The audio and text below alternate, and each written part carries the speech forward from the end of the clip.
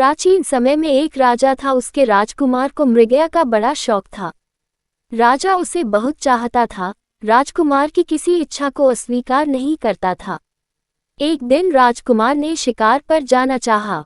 राजा ने अपने एक अमात्य को बुलाकर कहा कि राजकुमार के साथ चले जाओ, तुम्हें सब रास्ते मालूम है। राजकुमार को नहीं मालूम, इसलिए एक क्षण के लिए भी राजकुमार का साथ न छोड़ना। राजकुमार अमात्य और कई अन्य लोगों को लेकर आखेट के लिए वन में गया। कुछ देर में एक बारहसिंघा सामने से निकला। राजकुमार ने घोड़ा उसके पीछे डाल दिया। अमात्य ने सोचा कि राजकुमार का घोड़ा तेज है और शीघ्र ही बारहसिंघे को मार लिया जाएगा, इसलिए उसने कुछ ढील डाल दी, लेकिन बारहसिंघा दौड़ता ही रहा। राजकुमार कई कोस तक उसके पीछे गया लेकिन उसे पा न सका। वह रास्ता भी भूल गया। उसने चाहा कि वापस अपने अमात्य और अन्य शिकारी साथियों से जा मिले, लेकिन वह बिल्कुल भटक गया। भटकते भटकते उसने एक स्थान पर देखा कि एक अति सुंदर स्त्री विलाप कर रही है। राजकुमार ने अपने घोड़े को रोका और स्त्री से पूछा कि तू क्यों रो रही है। स्त्री ने बताया कि मैं एक देश की राजकुमारी हूँ। मैं विशेष परिस्थिति वश अकेली अपने घोड़े पर सवार होकर इधर से जा रही थी कि मुझे नींद आ गई और मैं घोड़े से गिर पड़ी और मेरा घोड़ा भी जंगल में भाग गया। मुझे ये भी नहीं मालूम वह किधर को गया है। राजकुमार को उस पर दया आई। उसने अपने आगे अपने घोड़े पर बिठा लिया और जिस ओर स्त्री ने अपनी राजधानी बताई थी उधर चल दिया। कुछ समय पश्चात स्त्री ने कहा, मैं घोड़े पर थक गई हूँ, पैदल चलना चाहती हूँ। राजकुमार ने उसे उतार दिया और उसके साथ पैदल चलने लगा, लेकिन उसे ये देखकर बड़ा आश्चर्य हुआ कि एक परकोटे के पास पहुंचकर उसने पुकार कर कहा, बच्चों प्रसन्न हो जाओ, मैं तुम्हारे लिए बड़ा मोटा ताज़ा आदमी शिकार के लिए लाई हूँ। जवाब में आवाज आए, अम्मा कहाँ है वह आदमी, हमें जल्दी से दे, हम बहुत भूखे हैं। राजकुमार यह सुनकर बड़ा भयभीत हुआ। वह समझ गया कि यह स्त्री नरभक्षी वनवासियों की जाति की है और मुझे मार कर खा जाने के लिए यहाँ धोखे से लाई है। वह घोड़े पर बैठकर मुड़ने लगा। स्त्री ने देखा कि शिकार हाथ से निकला जाता है तो पलट कर कहने लगी, तुम परेशान क्यों हो, ये तो तुम्हारे साथ मजाक हो रहा था। राजकुमार ने कहा, खैर तुम अपने घर आ गई हो और अब मैं जा रहा हूँ। स्त्री बोली, तुम कौन हो, कहाँ जाओगे। राजकुमार ने अपना हाल बताया कि शिकार खेलने में राह भूल गया हूँ। स्त्री ने कहा, फिर मेरे साथ क्यों नहीं आते, थोड़ी देर आराम करो। राजकुमार की समझ में नहीं आया कि स्त्री पर विश्वास करे या न करे। उसने अंततः दोनों हाथ उठाकर कहा, हे भगवान, यदि तू सर्वशक्तिमान है तो मुझे इस विपत्ति से बचा और मुझे मेरा मार्ग दिखा। उसके ये कहते ही नरभक्षिणी स्त्री एक घने जंगल में गायब हो गई और कुछ देर में राजकुमार को अपना मार्ग भी मिल गया। अपने महल में पहुंचकर उसने अपने पिता से अपना संपूर्ण वृतांत कहा कि किस प्रकार वह अमात्य से बिछुड़ गया और नरभक्षिणी के पंजे में फंसते फंसते बचा। राजा इस बात से इतना क्रुद्ध हुआ कि उसे अमात्य का वध करवा डाला। शहरजाद इतनी कहानी कहकर फिर आगे बोली कि बादशाह सलामत। मंत्री गरीब बादशाह को ये किस्सा सुनाकर कहने लगा, मैंने विश्वस्त सूत्रों से मालूम किया है कि हकीम दूबा आपके किसी वैरी का जासूस है और उसने इसे यहाँ पर इसलिए भेजा है कि आपको धीरे धीरे मार दे। ये ठीक ही है कि आपका रोग अभी दूर हो गया है, किंतु औषधियों का बाद में ऐसा प्रभाव होगा कि आपको अत्यंत कष्ट होगा और संभव है कि जान पर भी बनाए। मंत्री ने बादशाह को इतना बहकाया कि वह हकीम पर संदेह करने लगा। वह बोला, शायद तुम ठीक ही कहते हो सकता है कि यह मेरी हत्या के उद्देश्य से आया हो और किसी समय मुझे कोई ऐसी औषधि सुंघाए जिससे मेरी जान जाती रहे। मुझे वास्तव में अपने लिए खतरा मालूम होता है। मंत्री ने सोचा कि अपने षड्यंत्र को शीघ्र ही पूरा करना चाहिए, ऐसा न हो कि बादशाह का विचार बाद में पलट जाए। वह बोला, महाराज फिर देर किस बात की है, उसे अभी बुलवा कर क्यों नहीं मरवा देते। बादशाह ने कहा, अच्छा मैं ऐसा ही करता हूँ। बादशाह ने एक सरदार को भेजा कि इसी समय दूबा को यहाँ ले आओ। दूत उसे थोड़ी ही देर में ले आया। दूबा के आने पर बादशाह ने पूछा, तुम्हें मालूम है मैंने तुम्हें इस समय क्यों बुलाया है। उसने निवेदन किया कि मुझे नहीं मालूम। बादशाह ने कहा, मैंने तुम्हें प्राणदंड देने के लिए बुलाया है ताकि तुम्हारे षड्यंत्र से बचाव कर सकूं। हकीम को इससे बड़ा आश्चर्य हुआ और उसने पूछा कि मेरा अपराध क्या है कि आप मुझे मरवाए डाल रहे हैं। बादशाह ने कहा, तुम मेरे किसी शत्रु के जासूस हो और यहाँ मुझे मारने के लिए आए हो। मेरे लिए यही उचित है कि तुम्हें प्राणदंड देने में एक क्षण का भी विलंब न करूं। ये कहकर बादशाह ने उसी सरदार से कहा कि हकीम का वध कर दे। हकीम समझ गया कि मेरे शत्रुओं ने ईर्ष्या के कारण बादशाह का मन मुझसे फेर दिया है। वह इस बात पर पछताने लगा कि मैंने क्यों यहाँ आकर बादशाह को रोगमुक्त किया और अपनी जान जाने का सामान किया। वह बहुत देर तक बादशाह के सामने निर्दोषिता सिद्ध करता रहा, लेकिन बादशाह ने उसे मारने की जिद पकड़ ली। उसने दूसरी बार सरदार को आज्ञा दी कि हकीम को मार दो। हकीम कहने लगा, आप मुझे निरपराध ही मरवाए डाल रहे हैं, भगवान मेरी हत्या का बदला आपसे लेगा। इतना कहकर मछुआरे ने गागर के दैत्य से कहा कि जो बात दूबा और बादशाह गरीब के बीच थी वही मेरे तुम्हारे बीच है। खैर, आगे की कहानी सुनो। जब जल्लाद दूबा को मारने के लिए उसकी आंखों की पट्टी बांधने लगा तो बादशाह के दरबारियों ने हकीम को निरपराध समझकर एक बार फिर बादशाह से उसकी जान न लेने की प्रार्थना की, किंतु बादशाह ने उन सबको ऐसी डांट बताई कि उन्हें कुछ कहने की हिम्मत न रही। हकीम को निश्चय हो गया कि किसी तरह मेरी जान नहीं बच सकती। उसने बादशाह से कहा, स्वामी, मुझे इतनी मोहलत तो दे कि मैं घर जाकर वसीयत लिखाऊं। मैं अपनी पुस्तकें किसी सुपात्र को देना चाहता हूँ, लेकिन उनमें से एक पुस्तक आपके अपने पुस्तकालय में रखने योग्य है। बादशाह ने कहा, ऐसी कौन सी पुस्तक तेरे पास है जो मेरे लायक हो? क्या है उस पुस्तक में? दूबा ने कहा, उसमें बड़ी अद्भुत और काम की बातें हैं। उनमें से एक बात यह है कि मेरे सिर के काटे जाने के बाद आप पुस्तक के छठे पन्ने के बाएं पृष्ठ की तीसरी पंक्ति को पढ़कर आप जो भी प्रश्न करेंगे उसका उत्तर मेरा कटा हुआ सिर देगा। बादशाह को यह सुनकर बड़ा आश्चर्य हुआ। उसने सोच विचार कर आज्ञा दी कि हकीम को पहरे में उसके घर ले जाओ। बादशाह की आज्ञा के अनुसार सिपाही हकीम को उसके घर ले गए। हकीम ने एक दिन में अपना काम काज समेट लिया। दूसरे दिन जब उसे बादशाह के सामने ले जाया गया तो उसके हाथों में एक मोटी सी पुस्तक थी जो एक कपड़े में लिपटी थी। हकीम ने बादशाह से कहा, मेरे कटे हुए सर को एक सोने के थाल में उस पुस्तक में ऊपर लिपटे कपड़े पर रखना तो खून बहना बंद हो जाएगा। इसके बाद मेरी बताई हुई पंक्ति पढ़कर जो भी आप पूछेंगे वह मेरा कटा हुआ सिर बता देगा। लेकिन मैं फिर आपसे निवेदन करता हूँ कि मैं निरपराध हूँ। आप मुझ पर दया करें और मेरे वध का आदेश वापस ले लें। बादशाह ने कहा, नहीं, अब मैं जो कुछ सुनना होगा तेरे कटे हुए सिर ही से सुनूंगा। तेरे रोने पीटने का कोई लाभ नहीं है। ये कहकर बादशाह ने पुस्तक अपने हाथ में ले ली और जल्लाद को हकीम के मारने की आज्ञा दी।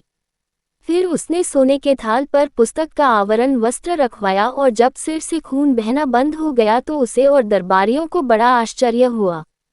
अब उस कटे सिर ने आंखें खोलकर बादशाह से कहा, पुस्तक का छठा पन्ना खोल। बादशाह ने ऐसा करना चाहा, लेकिन पुस्तक के पृष्ठ एक दूसरे से चिपके हुए थे, इसलिए उसने उंगली में थूक लगाकर पन्नों को अलग करना शुरू किया।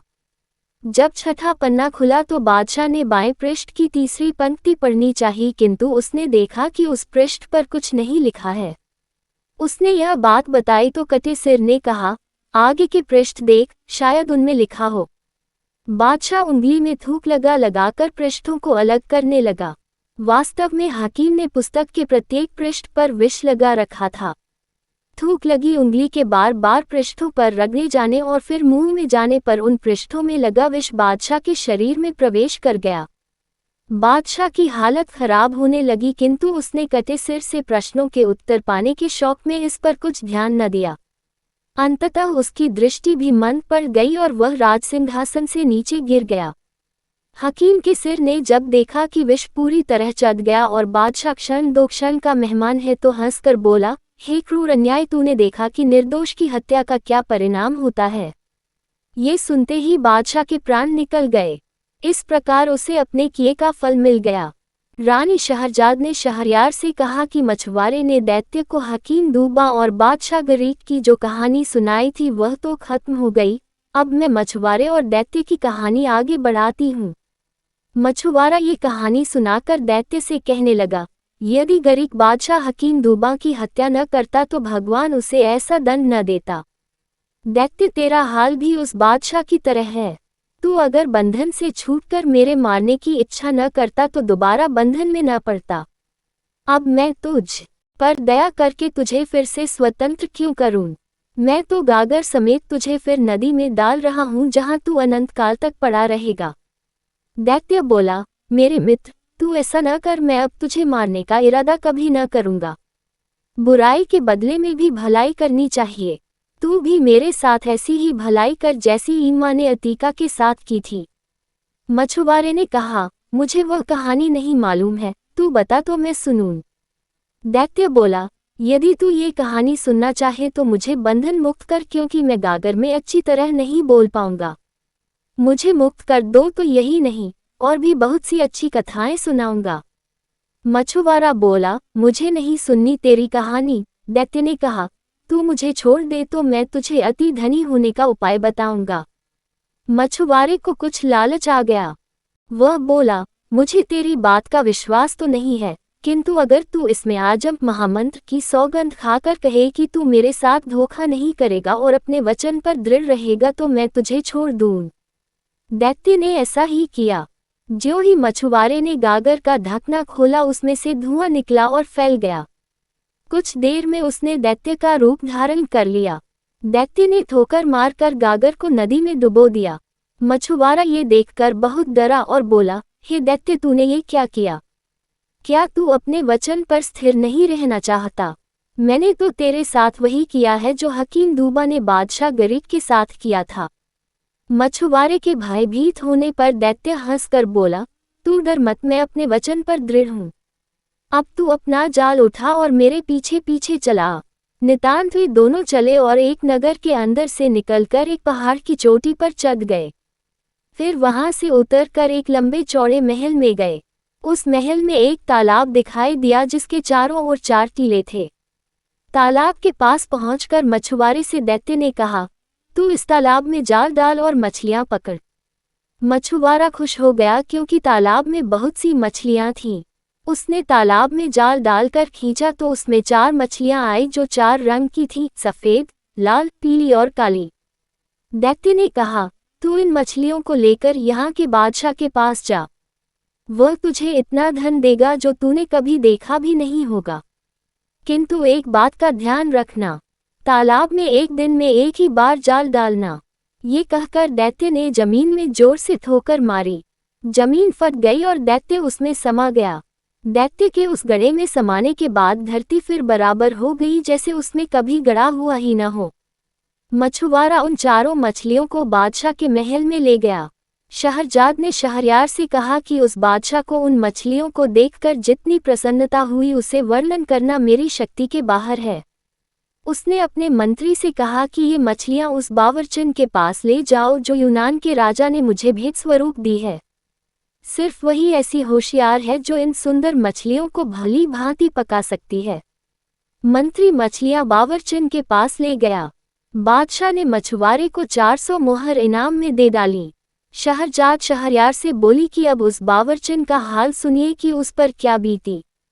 बावर्चन ने मछलियों के टुकड़े करके उन्हें धो धाकर गर्म तेल में भूनने के लिए डाला। जब टुकड़े एक ओर भूनकर लाल हो गए तो उसने दूसरी ओर भूनने के लिए उन्हें पलटा। उस समय उसने जो कुछ देखा उससे उसकी आंखें फट गईं। उसने देखा कि रसोई घर की दीवार फट गई। उसमें से एक अति सुंदर स्त्री बड़े ठाट बाट से भड़कीले कपड़े पहने बाहर निकली। उसके शरीर पर भांति भांति के रत्न आभूषण सज रहे थे जैसे मिस्र देश की रानियों के होते हैं। उसके कानों में मूल्यवान बाले, गले में बड़े बड़े मोतियों की माला और बाहों में सोने के बाजूबंद थे जिनमें लाल जड़े हुए थे। इनके अलावा भी वह बहुत से मूल्यवान गहने पहने हुए थी। स्त्री बाहर आकर अपने हाथ में पकड़ी हुई एक मूल्यवान छड़ी उठाकर उस कड़ाही के पास आ खड़ी हुई जिसमें मछलियां भून रही थी। उसने एक मछली पर छड़ी मारी और बोली, ओ मछली, क्या तू अपनी प्रतिज्ञा पर कायम है? मछली में कोई हरकत न हुई। स्त्री ने फिर छड़ी और अपना प्रश्न दोहराया। इस पर 4 मछलियां उठ खड़ी हो गईं और बोली, ये सच्ची बात है कि तुम हमें मानोगी तो हम तुम्हें मानेंगे, और अगर तुम हमारा ऋण वापस करोगी तो हम तुम्हारा ऋण वापस कर देंगे। ये सुनते ही उस स्त्री ने कड़ाही को जिसमें मछलियां भून नहीं थीं, जमीन पर उलट दिया और स्वयं दीवार में समा गई और दीवार जुड़कर पहले की तरह हो गई। बावर्चन इस कांड को देखकर सुध-बुध खो बैठी। कुछ देर बाद होश में आई तो देखा मछलियां चूल्हे के अंदर गिरकर कोयला हो चुकी हैं। वह अत्यंत दुखी होकर रोने लगी। वह सोच रही थी कि मैंने तो ये सारा व्यापार अपनी आंखों से देखा है, लेकिन इस पर बादशाह को कैसे विश्वास आएगा। वह इसी चिंता में बैठी थी कि मंत्री ने आकर पूछा कि मछलियां पक चुकी या नहीं। बावर्चन ने मंत्री को सारा हाल बताया। मंत्री को इस कहानी पर विश्वास तो न हुआ, लेकिन उसने बावर्चन की शिकायत करना ठीक न समझा। उसने मछलियों के खराब होने का कोई बहाना बादशाह से बना दिया और मछुआरे को बुलाकर कहा कि वैसी ही 4 मछलियां और ले आओ। मछुआरे ने दैत्य से किया हुआ वादा तो उसे न बताया, लेकिन कोई और मजबूरी बता दी कि आज मछलियां क्यों नहीं ला सकता। दूसरे दिन मछुआरा फिर उस तालाब पर गया और उसी प्रकार की 4 रंगों वाली मछलियां उसके जाल में फंसी। मछलियां लेकर वह मंत्री के पास पहुंचा। मंत्री ने उसे कुछ इनाम दिया और बावर्चन के पास मछलियां लाकर कहा कि इन्हें मेरे सामने पकाओ। बावर्चन ने पहले दिन की तरह मछलियां काट और धोकर गर्म तेल में डाली, और जब उसने उन्हें कड़ाही में पलटा तो दीवार फट गई और वही स्त्री हाथ में छड़ी लेकर दीवार के अंदर से निकली और छड़ी से एक मछली को छूकर पहले दिन वाली बात पूछी। उन 4 मछलियों ने जुड़कर सिर उठाकर और पूंछ पर खड़े होकर वही उत्तर दिया। स्त्री ने फिर कड़ाही उलट दी और स्वयं दीवार में समा गई और दीवार फिर जुड़कर पहले जैसी हो गई। मंत्री यह सब बातें देखकर स्तंभित हो गया। अब उसने यह बात बादशाह को बता देना ही ठीक समझा। जब उसने बादशाह को ये कांड बताया तो उसे भी घोर आश्चर्य हुआ। उसने कहा कि मैं स्वयं अपनी आंखों ये सब देखना चाहता हूँ। उसने फिर मछुआरे से कहा कि ऐसी ही 4 मछलियाँ और ले आओ। मछुआरा बोला, अब मैं 3 दिन से पहले मछलियाँ लाने में असमर्थ हूँ। चूंकि सारा व्यापार अद्भुत था, इसलिए बादशाह ने मछुआरे पर कुछ जोर नहीं डाला। 3 दिन बाद उसने फिर वैसी ही 4 मछलियां लाकर बादशाह को दी। बादशाह ने खुश होकर उसे 400 अशर्फियां और दी। अब बादशाह ने मंत्री से कहा कि बावर्चन को हटा दो और तुम खुद मेरे सामने इन मछलियों को पकाओ। मंत्री ने बावर्ची खाना अंदर से बंद करके मछलियां पकाना शुरू किया। जब एक और लाल होने पर मछलियों को पलटा गया तो एक बार फिर दीवार फट गई, किंतु इस बार उसमें से सुंदरी नहीं निकली, बल्कि गुलामों जैसा कपड़ा पहने हाथ में एक हरी भरी छड़ी लिए एक हबशी निकला। हबशी ने बड़े कठोर और भयावह स्वर में पूछा, मछलियों मछलियों, क्या तुम अपने वचन पर अब भी स्थिर हो? मछलियां अपने सरों को उठाकर बोली, हम उसी बात पर स्थिर हैं। हबशी ने कड़ाही उलट दी और स्वयं दीवार के छेद में घुस गया और दीवार पहले की तरह जुड़ गई। बादशाह ने मंत्री से कहा, यह अद्भुत घटना मैंने स्वयं देखी है, वरना मैं इस पर विश्वास न करता। यह मछलियां भी साधारण नहीं है। मैं इस रहस्य को जानने के लिए बड़ा उत्सुक हूँ। ये कहकर उसने मछुआरे को फिर बुलवाया और उससे पूछा कि तू ये रंगीन मछलियां कहाँ से लाया था? मछुआरे ने बताया कि मैंने उसे उस तालाब से पकड़ा है जिसके चारों ओर 4 टीले हैं। बादशाह ने मंत्री से पूछा, तुम्हें मालूम है कि वह तालाब कहाँ है? मंत्री ने कहा, मैं 60 वर्ष से उस ओर शिकार खेलने जाता रहा हूँ, लेकिन मैंने ऐसा तालाब न देखा न सुना। अब बादशाह ने मछुआरे से पूछा कि वह तालाब कितनी दूर है और क्या तू मुझे वहां ले जा सकता है? मछुआरे ने कहा, वह तालाब यहाँ से 3 घड़ी के रास्ते पर है और मैं आपको जरूर वहां ले जाऊंगा। उस समय दिन कम ही रह गया था, किंतु बादशाह को ऐसी उत्सुकता थी कि उसने अपने दरबारियों और रक्षकों को शीघ्र तैयार होने की आज्ञा दी। फिर वह मछुआरे के पीछे पीछे हो लिया और उसके बताए हुए पहाड़ पर चढ़ गया। जब पहाड़ के दूसरी ओर उतरा तो वहां बड़ा विशाल वन दिखाई दिया। ये वन पहले किसी ने नहीं देखा था। फिर बादशाह और उसके साथियों ने वह वन भी पार किया और सब लोग उस तालाब के किनारे पहुंच गए जिसके चारों ओर 4 टीले थे। उस तालाब का पानी अत्यंत निर्मल था और जिन 4 रंगों की मछलियां उसे मछुआरे से मिलती थीं, वैसी अनगिनत मछलियां उस तालाब में तैर रही थीं। बादशाह का आश्चर्य और बढ़ा। उसने अपने दरबारियों और सरदारों से पूछा कि तुम लोगों ने पहले भी इस तालाब को देखा है या नहीं। उन सब ने निवेदन किया कि हम लोगों ने इस तालाब को देखना कैसा, इसके बारे में सुना तक नहीं। बादशाह ने कहा कि जब तक मैं इस तालाब और इसकी रंगीन मछलियों का रहस्य अच्छी तरह समझ नहीं लूंगा यहाँ से नहीं जाऊंगा। तुम सब लोग भी यहाँ डेरा डालो। उसकी आज्ञानुसार दरबारियों और रक्षकों के डेरे तालाब के चारों ओर पड़ गए।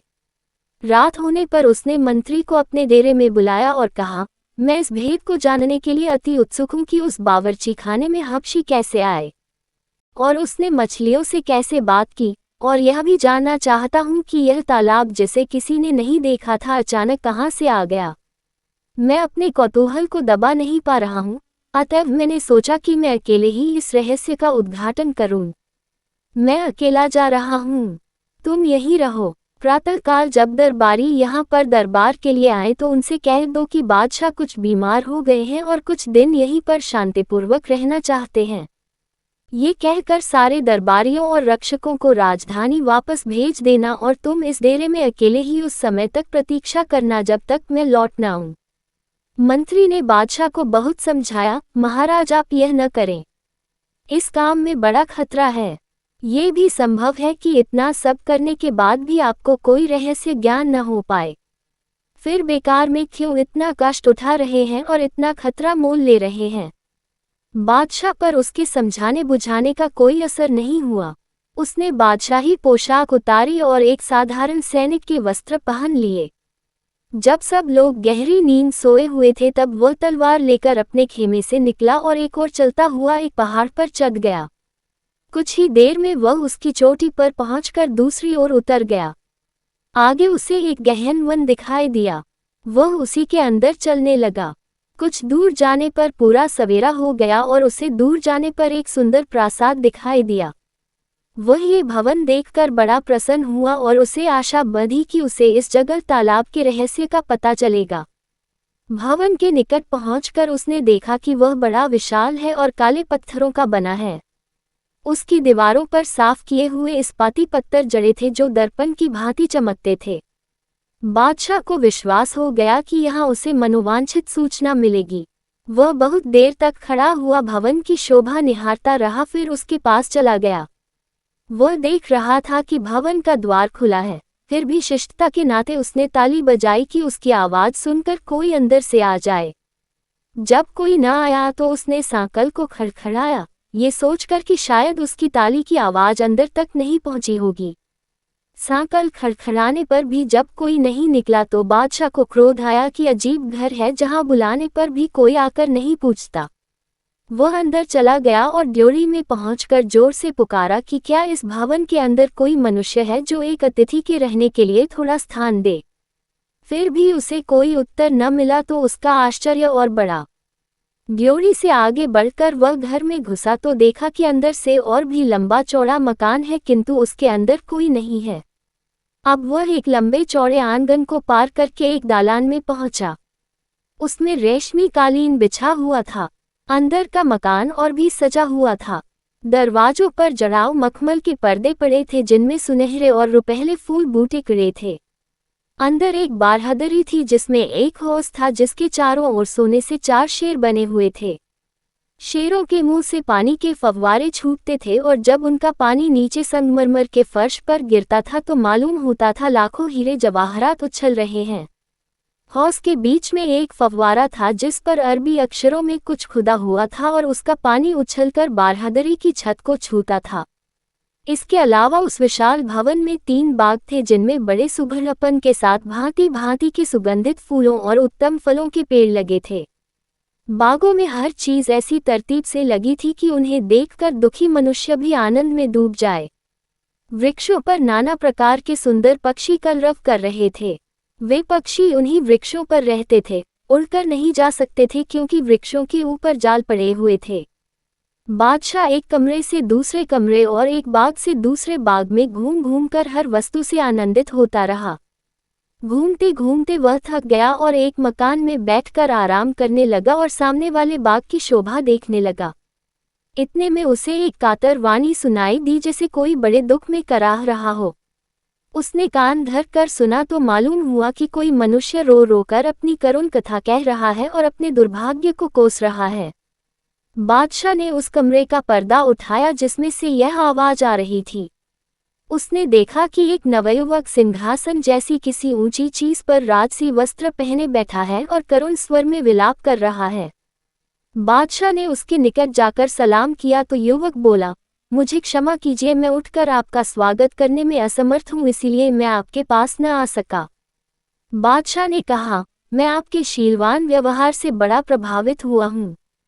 वास्तव में कोई ऐसा अपरिहार्य कारण होगा कि आप उठ न सके, किंतु आपके दुख को देखकर मुझे अति क्लेश हुआ है।